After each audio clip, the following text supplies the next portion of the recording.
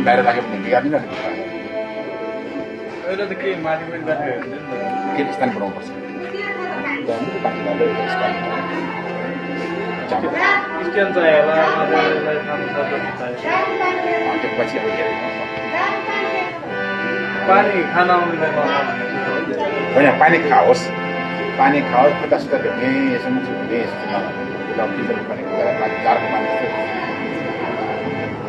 पानी खाने चाहिँ राख्यो त्यो पानी खानु सेन्टर भने त्यो पानी झम्पो भन्ने बित्तिकै त्यो बन्द हुन्छ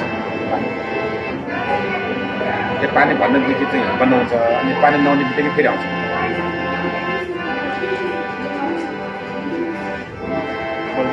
ट्याङ्कमा चाहिँ पानी चाहिँ तान्दैन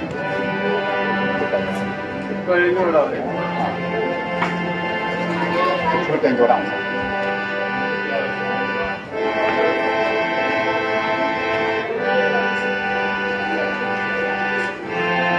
यसलाई अलिकति टिप्सिप राखेर उ गर्नु पर्ला कि आएन यसलाई के छोड्ने है